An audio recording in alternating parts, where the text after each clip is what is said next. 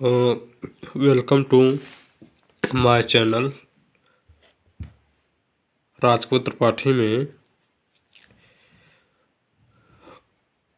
आपको मैं फिजिक्स के भौतिक विज्ञान के भौतिक विज्ञान कक्षा 12 के महत्वपूर्ण प्रश्न लेके आया हूँ। इकाई 1 स्थिर विद्युत्की, उसका पहला चैप्टर का नाम है विद्युतावेश तथा क्षेत्र।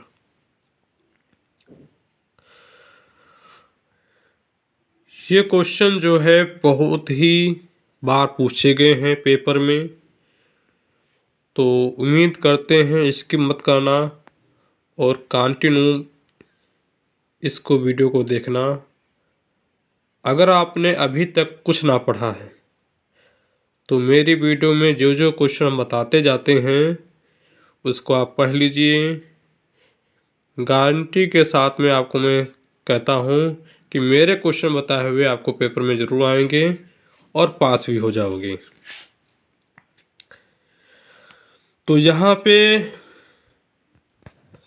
ज़्यादा समय ना लेते हुए, जैसा कि आपके एग्ज़ाम की डेट आ चुकी है 22 फरवरी, तो यहाँ पे हम आपको समझाने जा रहे हैं कि कौन कौन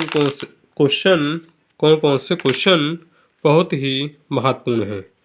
जैसे ये पहला न्यूमेरिकल है 7n⁴, इसको 7n14 नाभिक पर कूलाम में आवेश की गणना कीजिए। तो यहाँ पे क्या है, एक नाभिक है, कूलाम में आवेश की गणना करना है, इसको आपको बताना है। फिर यहाँ पे एक अगला क्वेश्चन आता है विद्युत दो ध्रुव से आप क्या समझते हैं। दो उदाहरण लेकर बताइए। एक कूलाम आवेश में कितने इलेक्ट्रॉन होते हैं, ये आपको बताना है। विद्युत फ्लक्स क्या होता है, इसकी परिभाषा आपको बतानी है। ये 2023 में नया क्वेश्चन पूछा गया था, अभी तक ये क्वेश्चन पूछा नहीं गया था। 2023 में पूछा गया है कि m द्रव्यमान तथा q आवेश का एक कण एक समान विद्युत क्षेत्र E में विरामावस्था से चलकर d दूरी तय करता है। सिद्ध कीजिए कि कण द्वारा अर्जित वेग v √2 GeD/m है। तो ये आपको यहाँ पे सिद्ध करना है। आपको मॉडल पेपर में मिल जाएगा, अच्छी तरीके से इसको याद कर लेना या रट लेना। फिर आपका क्वेश्चन सबसे बहुत महत्वपूर्ण आता है कि कूलाम का नियम क्या है। कूलाम के नियम के आधार पे कई क्वेश्चन बन जाते हैं, तो इसको आप मॉडल पे ज़रूर देख लेना। चाहे आप विद्या का मॉडल दे सकते हैं, चाहे मास्टरमाइंड का मॉडल दे सकते हैं, उसमें अच्छी तरीके से दिया हुआ है। या अपने क्लास टीचर से भी पूछ सकते हैं कि कूलाम का नियम एक बार फिर से हमें समझा दीजिए। अगर टाइम मिलेगा तो हम समझा देंगे। विद्युत क्षेत्र की तीव्रता क्या होती है, ये आपको बताना है, ये भी बहुत महत्वपूर्ण है। और सबसे महत्वपूर्ण ये भी है गॉस या गाउस को गाउस भी कहते हैं, गाउस का नियम क्या है। तो ये कूलाम है, विद्युत क्षेत्र है और गाउस का नियम है। ये तीनों ही बहुत ही महत्वपूर्ण है और परीक्षा के दृष्टि में बहुत ही ज़्यादा पूछे जाते हैं। जो भी हम क्वेश्चन लाए हैं बहुत ही कहीं ना कहीं आपको प्रश्न पूछे गए हैं, कहीं कहीं ना ईयर में पूछे गए हैं। तो इनको जो है क्वेश्चन जरूर याद कर लेना, क्योंकि ये प्रश्न आते हैं। सबसे यहाँ पे क्वेश्चन आता है आपका विद्युत दो ध्रुव आघूर्ण किसे कहते हैं। तो इसको भी आपको याद रख लेना है कि P बराबर क्या होता है 2L/Q होता है। ये सूत्र होता है, इसको प्रूव करना होता है। रेखीय आवेश घनत्व क्या होता है, इतना महत्वपूर्ण नहीं, फिर भी आप याद करके जाना। तथा आवेश का पृष्ठ घनत्व है, ये भी बहुत महत्वपूर्ण नहीं है, मगर आप लोग याद जरूर करके जाना क्योंकि एक बार पूछा गया है।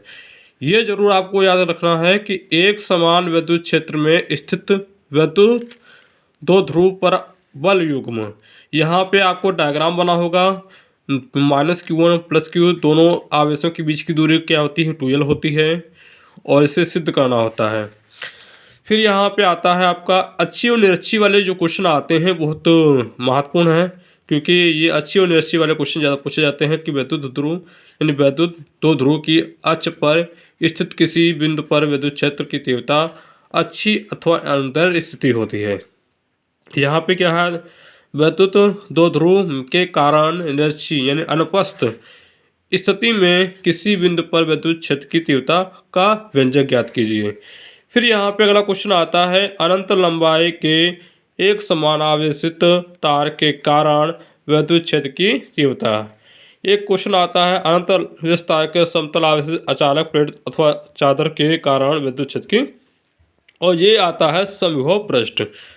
तो यहाँ पे मैंने क्वेश्चन दिए हैं, 16 क्वेश्चन दिए हुए हैं, और 16 क्वेश्चन ही बहुत ही महत्वपूर्ण है।